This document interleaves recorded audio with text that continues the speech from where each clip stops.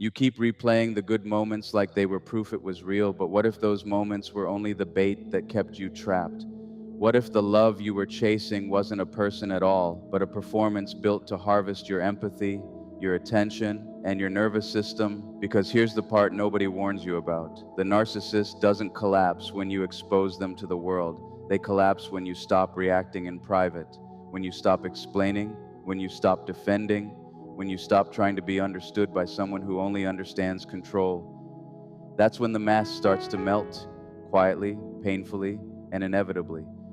And while they scramble to get the old power back, something even bigger happens. You return to yourself. The fear lifts, the fog clears, your body exhales, and for the first time you realize the most dangerous thing you ever did wasn't leaving, it was finally seeing the truth. Welcome to Healing Mind. Today we're talking about what really happens when you stop feeding a narcissist your energy and how your peace becomes the turning point that sets you free. So if you're ready for clarity and healing, please like this video and subscribe to Healing Mind. You've seen the narcissist move through life like they're untouchable, like some fearless winner who can take whatever they want and never pay the price. For a long time, it felt like they were feeding on you, pulling the best parts of your energy, your hope, your softness, and leaving you drained. But today we're looking at what happens when that performance can't be held anymore. We're going to talk about what claims them when the mask finally slips and the illusion starts to collapse. Think of it like stepping into the quietest hour of the night when there's nowhere left to hide. This is where the hunter reaches the end of the road. And what you're about to understand is this: their power was never real strength. It was a borrowed charge, and the bill eventually comes due. Picture a luxury sports car parked in a dark garage. It looks flawless from the outside, expensive, intimidating, built to impress. But inside, the wiring is slowly being eaten away by something corrosive. That's what an aging narcissist can resemble. They still want the rush of attention, the thrill of control, the high of being desired. But they aren't built to truly hold what they take from others. They can steal energy, but they can't digest it into something stable. For them, closeness was never about connection. It was more like a cold transaction. Take what they need, leave the rest. And if you've ever noticed an odd tension in them as they get older, that restless edge under the skin, it's not confidence. It's a system running hot with no relief, like a machine that has been forced past its limits for too long. You may have believed they were winning at seduction, like they had mastered some game you couldn't understand. But what you were really watching was a person stuck in a permanent state of inner strain. They've plugged into too many people, borrowed from too many nervous systems, and now the delay is catching up. The supply isn't endless. The fresh reactions, the new admiration, the next emotional hit, those veins don't stay available forever. So the question becomes, what happens when there's nothing left to pull from? The disease we're naming today isn't something you'll find in a medical manual. It's more like a slow decay of the inner self, an emptiness that becomes impossible to ignore when the body weakens and the audience disappears. While you're trying to heal and find peace, they're facing something terrifying in a very physical way. They're confronting the reality that there isn't a solid self inside them to rest in. They can't sit with themselves without discomfort. That's why they could turn distant so quickly, why they could feel like a stranger even when you were right there. It wasn't only control, it was transfer. They were dumping what they couldn't carry, shame, chaos, fear, toxicity, into your nervous system. You'd walk away feeling exhausted, heavy, older somehow, and they'd look lighter, almost refreshed. That's not your imagination, that's how they survive emotionally. But the debt piles up, and in the final stage of life, the bill becomes too large to push onto someone else. They want you to believe they hold all the power, like they're the ones who decide your worth, like they're untouchable gods of attraction. But the truth is embarrassing for them. They are more dependent on your reaction than you ever were on their approval. Your attention is their oxygen. Your confusion is their fuel. Your pain is their proof that they matter. Without that, they start to crack. The emptiness inside them isn't poetic. It's real, and it's expensive. A life lived like a parasite has an internal cost. At the end, the vessel they've been pretending to be can't hold the pressure anymore. And imagine how heavy it is to live as someone who only feels real when someone else is responding to them. When the room goes quiet, their mirror goes dark. In the later years, when the world slows down and people stop chasing them, they are left alone with the one person they can't tolerate. the vulnerable, hollow child behind the mask. Night becomes a mirror that refuses to flatter. It doesn't care about their charm or their stories. It reflects truth without negotiation, and that truth is suffocating for someone who has spent their life running from it. They still crave that harvest, still want the high of pulling emotional energy from others, but they can't process it into real intimacy, real security, or real love. Every conquest was only a temporary patch over a wound that never healed. So as time passes, the inner rot doesn't stay hidden.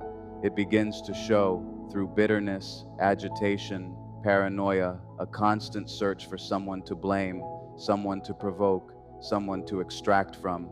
They become walking containers of unresolved trauma, carrying residue from everyone they used, everyone they drained, everyone they manipulated. It's like they've collected emotional toxins but never learned how to cleanse them.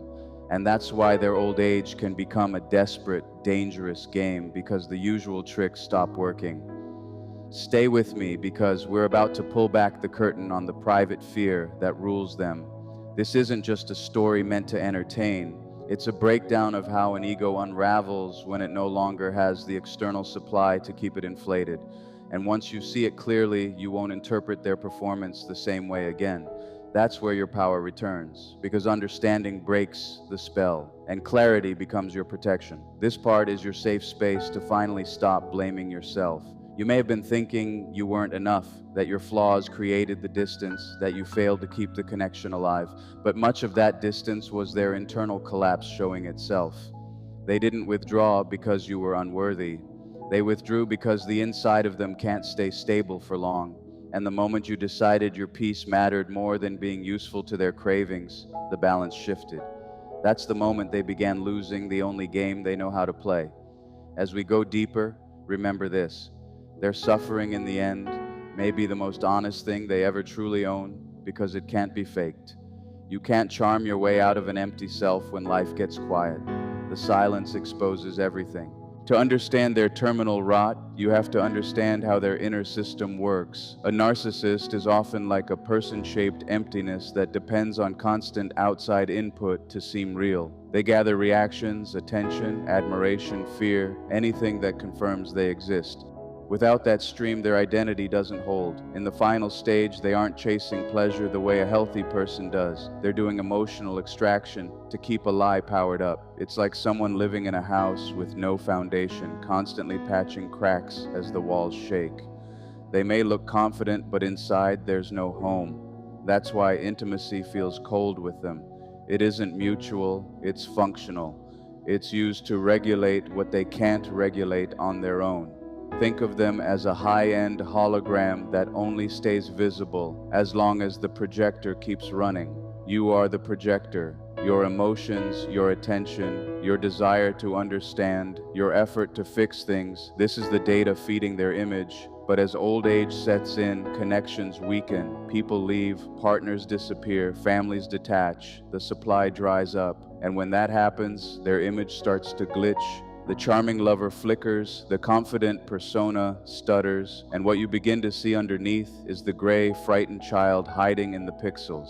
That exposure is unbearable for them, because being seen clearly is a kind of death to the abuser. It means the mask can't protect them anymore, and the illusion they built their life on starts to fail. Their real motive for the chase was always regulation. They can't soothe themselves the way emotionally mature people can. They can't hold shame without collapsing, can't handle fear without projecting it, can't process pain without turning it into aggression. So they need a place to dump it. They used you like a filter, like a psychological kidney, so the poison wouldn't stay inside them. But when you're gone, when partners vanish, when the receptacles stop volunteering, the filtration fails.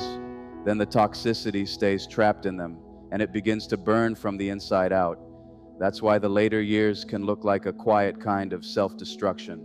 Not dramatic, not cinematic, just the steady consequence of never building an inner core. This is the narcissistic void, a spiritual hunger that eats away at character because there's no internal compass guiding them. They drift on the winds of validation. When attention is high, they feel inflated and powerful.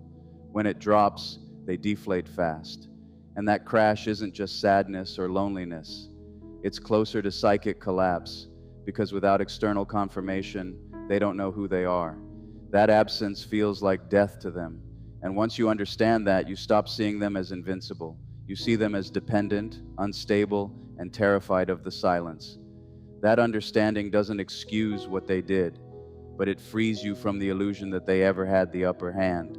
Their collapse is like malice turning solid inside them, becoming a heavy pressure they can't set down. Picture a star that has burned through its fuel. It can't keep shining the same way, so it starts folding inward, pulled down by its own gravity. That's what the narcissist looks like in the late stage of life. The people they once fed on are gone, the attention has dried up, and their name doesn't carry the same shine anymore. They end up alone in a cold world they built themselves, still scanning for someone new to drain. But now they feel too weighed down to chase like they used to. Inside, it's constant noise, old projections, old stories, old blame. They made you the villain so they could keep feeling like the victim, because that was the only way they could avoid facing themselves. And now the inner voices get louder because there's less distraction. They start seeing you everywhere, not because they miss you as a person, but because they miss what they took from you. What they called love was really a supply line. They spent years chasing the dopamine hit of conquest, and over time it stops working the same. The next lie takes more effort. The next win gives less relief.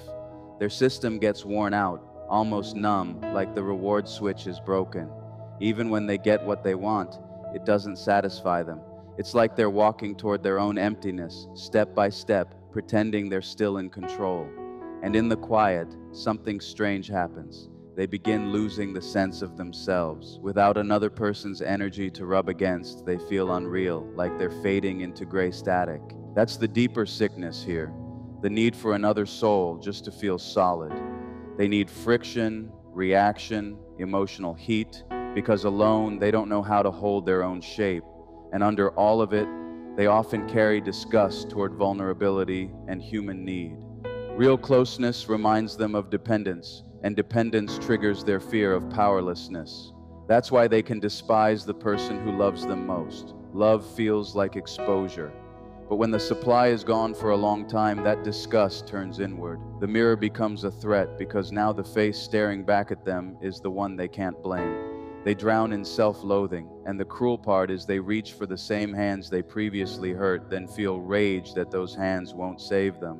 What you start to notice during their breakdown is how closed their system really is. They aren't growing, adapting, softening, learning. They're just burning out. The energy is dropping, the movement is slowing, and everything cools down toward nothing. And this is where the turning point comes in. When the empath finally turns off the lights, that's when you see the power shift clearly, from the hungry ghost to the person who becomes steady, bright, and sovereign again. The narcissist hits a terrifying moment in a lonely room where they realize the old methods don't land anymore. The stolen vitality doesn't stick. They don't glow after hurting someone. They don't feel charged. Their skin seems heavier, their face more drained, like the weight of years of pretending is finally showing. This is the plot twist they never prepared for. The supply starts to feel poisonous instead of energizing. They panic when the mirror stops giving them what they want. It's like an addict cut off from their dealer.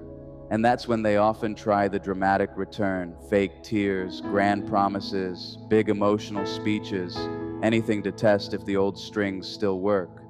But you don't move. You don't chase, explain, argue, or defend. That stillness is unbearable for them because it forces them to feel something they've avoided their whole life: irrelevance. Your absence becomes proof that their control was never permanent. And in that moment, something clicks for you too. You realize the abuse was like a filter placed over your eyes, and once you remove it, you see them plainly. You don't even have to hate them anymore because hate still keeps you tied. Instead, you see them with clear observation, a frightened, hollow shell desperate for attention, trying to act larger than they are. The decay is visible, the grayness shows. Your mind stops spinning and your body stops bracing for impact. And when they can't trigger your anger, they often switch tactics. They suddenly become the victim. They invent emergencies, illnesses, financial disasters, anything that might pull your compassion back into the trap. It's not random, it's calculated. They're trying to load their shame into a story and inject it into your empathy. But you see the strategy now. You recognize the performance, and by naming it, you break its spell and walk past the bait safely. Your silence becomes the thing that accelerates their inner breakdown. Without your empathy to absorb their chaos, they have to carry it themselves. Without your steadiness to soften their self-inflicted wounds, those wounds start to rot, so they look for new targets. They pick fights with other people. They become more reactive, more paranoid, more desperate to control the narrative. And the more they scramble, the clearer it becomes.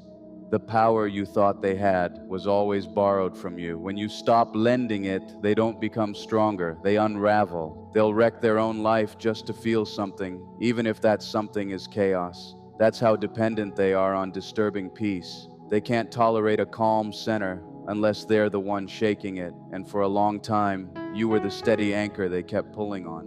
When they feel you slipping out of their reach, they often try one last dramatic move. A cruel discard meant to protect the final scraps of their ego. They announced to others that you were the problem, that you were the narcissist, that you ruined everything. But that statement is really a confession. It shows how desperate they are to escape their own truth. They're trying to hand you their collapse and make it yours. And the shocking part is, you don't even crumble. You feel relief. You accept the discard like a dangerous promotion. And when they leave, you feel the pressure lift. When the abuser is finally gone, the atmosphere in your life changes. The space starts to feel cleaner, lighter, almost protected. You notice it in your body first. Your breathing becomes deeper. Your chest unclenches. The constant tension fades. You begin clearing the physical reminders too. You change the sheets, open the windows, wash away the heavy energy they brought into your world. It hits you that what you were living with wasn't just drama or relationship problems. It was contamination. Their dysfunction seeped into your home, your routines, your nervous system. Now that the carrier is gone, your vitality comes back like a tide returning. You start to feel your own spirit again, steady, bright, and present. And you stop blaming yourself for how your body responded. It wasn't weakness. It was survival inside a toxic spill. This becomes a deeper psychological shift. You forgive yourself for what you tolerated, not by excusing the past, but by understanding what you were up against. You stop treating your body like it failed you and start honoring it for enduring. You nurture yourself with self-respect, with boundaries, with gentleness, and then you see the strange gift inside it all. That relationship forced you to find your internal strength. It was a dark initiation that pushed you to pick up a sword you didn't know you had. You don't thank the pain for being pain. You thank the lesson for revealing the truth. Something breaks in you, but it's the illusion. You stop chasing, stop negotiating, stop trying to prove your reality. That's when you realize you've graduated. This is what detachment looks like. You look back at the past and it doesn't stab you the same way anymore. It becomes almost scientific. You see the mechanics clearly, the transfer, the manipulation, the emotional accounting. The abuser becomes a name that doesn't carry power. They feel smaller, like a malfunction in the larger machine of your growth. And the turning point is absolute. You start inhabiting your life with a force that intimidates weak people. You come back to yourself. You become at home inside your own existence. And this is the part the abuser can't tolerate. They depended on your reaction to feel real, to stay solid. When you withdraw your focus, you erase them from your universe. They panic. They may burn their own world down to provoke you, but you aren't the firefighter anymore. You're watching from higher ground, calm and unreachable. What happens next is the collapse. When the empath stops absorbing the poison, the abuser's false self cracks under the pressure of its own emptiness. They experience that humiliating psychic crash they've been running from since childhood, the moment where the mask stops protecting them.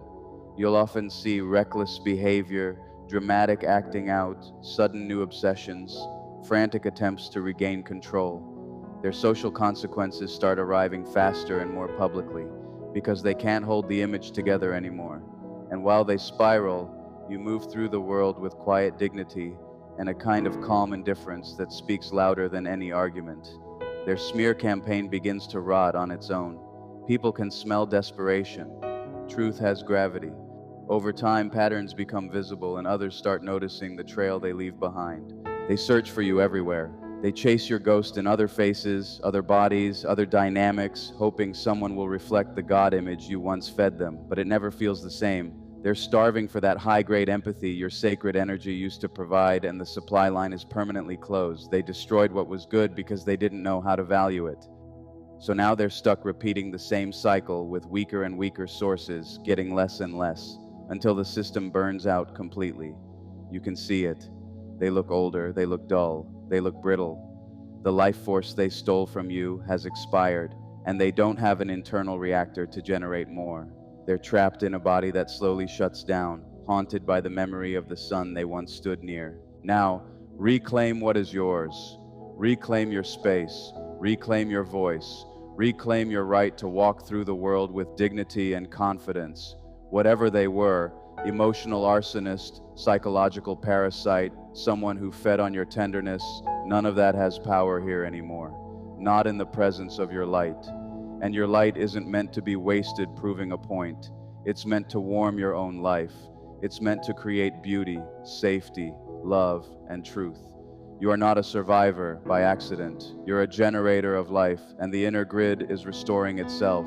Their final disease is the emptiness of a life spent hunting souls, but your victory is the steady pulse of a heart that refused to go dark. So walk into your future with fire, not because you're chosen in some fantasy way, but because you chose yourself when it mattered most. The predator has run out of time, and you are finally beginning to live. The act is over, the mask is shattered, and you are free in a way that can't be undone, irrevocably, peacefully, and completely. If this hit home, like the video, subscribe to Healing Mind, and comment sunrise if you're choosing your peace and your power.